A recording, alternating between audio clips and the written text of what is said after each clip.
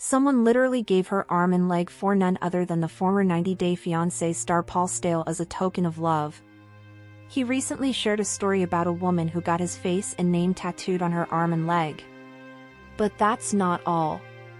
The lady is making several claims about her relationship with Paul, and the latter claims to be the victim this time. Paul, being the so-called innocent one, claims that he is being harassed by a woman, and the latter is stalking her as well. But that's not all. There is a lot more to the story, and Paul is finally becoming vocal about it. Is this true? What is this all about? What did he reveal? Keep on reading to know more about this controversy. 90-Day Fiancé star Paul Stale is someone who could do anything and everything just to make sure that he is in the headlines. From faking his death to making clickbait claims about his health, Paul has done it all. Amid all this, he recently took to his social media and claimed that a woman was stalking him and claimed to be his girlfriend. Paul announced that the woman who claimed to be his girlfriend wasn't his partner in real life. He didn't have any intentions of dating her, but the latter wasn't ready to take his NO. The celeb further noted that he would perhaps have to take some legal actions against her because she was stalking him to some other level. 90-Day Fiancé star Paul Stale recently revealed that there was a woman who knew where he lived and even sent flowers to him. He further claimed that she not only harassed him but also many people he knew. The celeb further reported that the lady got his face tattooed on her leg and his name on her arm. Fans initially laughed out loud and wondered who would be crazy enough to get Paul's name on their body. But it seems that it was actually true. A famous blogger, John Yates, recently confirmed the news. He shared the video of the woman getting a tattoo and revealed that her name was Rubia. The celeb joked how Rubia had already given her leg and arm for Paul's sake and even confronted the latter about this incident. Paul claimed that Rubia was basically an escort and that she used to work at a strip club in Sao Paulo, Brazil. He narrated to John the way Rubia messaged him and confessed her love for him. She allegedly told him how she wasn't after a green card or fame, as she was simply in love with Paul. On the other hand, Rubia has a completely different tale to tell. Rubia says she isn't imagining her connection with Paul, and she was his real girlfriend. She further claimed that the latter was keeping their relationship under wraps because he was unsure how Karen would react to the situation, and he feared being judged by others. What do you think? Do let us know in the comments section. Keep coming back to the Julia Trubkina, from 90-Day Fiancé, underwent medical tests for fertility, which found she is struggling with uterine polyps. It is a major reason why she hasn't been able to become a mom over the years, despite trying with Brandon. She received a warning from her previous Russian doctor that she would never have her babies. Julia was devastated by the news on her last trip to Russia. She reluctantly revealed it to Brandon after months of keeping it a secret. He and her mom, Betty, wanted her to become pregnant sooner, but when she broke the news to him, he had difficulty accepting. In their marriage, most of the time, they conflicted over pregnancy than anything else. Some fans slammed Brandon for failing to side with Julia as she and Betty feuded over a guest room. As he wanted his mother to own a room in his house, the daughter-in-law revolted against the idea. She prepared the room for her parents who landed abroad. Seeing both parties quarrel, he didn't utter a word in support of anyone. Julia questioned Brandon's lack of interest in siding with her. He snapped back at his wife, letting her know he was busy working and she should have lent him a hand. He even went ahead to cross-check her decision not to seek a second opinion and blamed her for zero effort. Critics expressed displeasure with his behavior on Reddit, believing he had completely changed the topic. Julia Trubkina is now a part of Happily Ever After Season 9 alongside Brandon. Her newfound discovery of polyps during fertility tests at the hands of a nurse practitioner brought her memories of the Russian doctor. She feared again, with the reproductive struggles she had had in the past. The checkup shattered the last shred of hope. A saline sonogram and blood tests were done on Julia. The professional spotted a polyp during the sonogram process in her uterus. She described the polyp to her as a small piece of tissue, which caused the embryo to be knocked off. The specialist also shed light on the adhesion that serves as the connector between the uterine cavity parts. But unfortunately, it blocks sperm from entering the place. Julia, unaware of the new findings of her body, helplessly said she hadn't even heard about them before. She never knew some additional things would come her way like that. Before the test results, Brandon optimistically told his wife about his ultimate family plans. His excitement led to her nervousness during the consultation. Julia's heart sank, as she had always felt pressure to conceive immediately after the wedding. Brandon's wanting to be a dad made her super happy.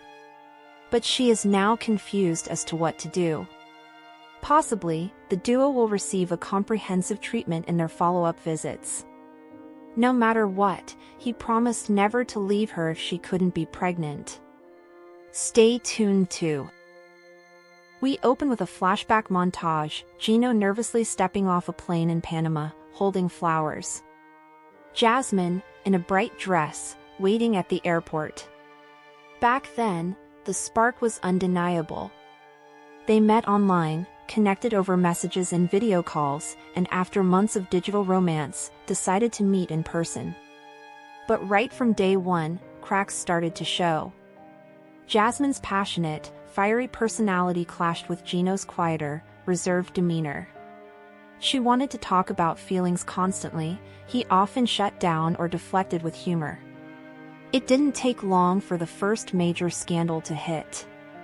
Jasmine discovered that Gino had been sending private messages, and even personal photos, to another woman.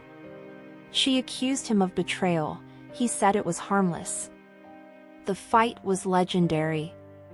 Jasmine's rage was raw, Gino's guilt was awkwardly obvious. Then came her own secret, plastic surgeries and cosmetic procedures she hadn't fully told him about, including costs he didn't know she was covering with his help. The result? A relationship built on half-truths. Relationship expert Dr. Mia Torres explains in a later interview. Jasmine complained about Gino's cheap lifestyle, wearing the same hats for years, refusing to eat at expensive restaurants, and being strict about budgeting. Gino argued that he was simply practical, not stingy. Family played a huge role in their story. Gino's relatives were skeptical of Jasmine's intentions, wondering if she was after a green card. Jasmine, in turn, felt judged and unwelcome. Now, in this latest season, the turning point has arrived. In episode _____, Jasmine admits, "I've been holding back because I was afraid of losing you. But I need to tell you how I really feel." She confesses her deep fears about losing independence, about leaving her home country, and about whether Gino truly sees her as an equal. Gino responds with his own truth. "Sometimes I feel like you don't appreciate me. I'm scared I'm not enough for you." For the first time, instead of yelling, they listen. The room is quiet, the camera lingers on their faces. Fans noticed, this wasn't their usual explosive fight. This was raw vulnerability. On Instagram, Jasmine posted a photo with Gino captioned, "We're learning to speak our truths." The comment section was a war zone between hopeful fans and cynics. Therapist commentary. Truth-telling is the make-or-break moment in a relationship. If both partners are willing to hear each other without defensiveness, they have a chance. But if honesty becomes another weapon in the fight, it ends everything. We see both possibilities in Jasmine and Gino. Their history suggests volatility, but this new phase shows a glimmer of maturity. Some survived longer than expected, some crashed quickly. Where will Jasmine and Gino land? The preview teases more if you thought arguments about furniture, pets, or even toothpaste were intense on this show, just wait until you hear the details of this confrontation. On the surface, it's about space for clothes. But underneath? It's about control, respect, and whether this relationship can survive the kind of tension we saw in this episode. The scene opens inside Sarper's apartment in Istanbul. The cameras immediately catch a tense energy in the air. Trubkina is standing in front of the bedroom closet, or what's supposed to be a closet, with both hands on her hips. She says, in that voice we've all heard before on 90 Day when someone's just reached their breaking point.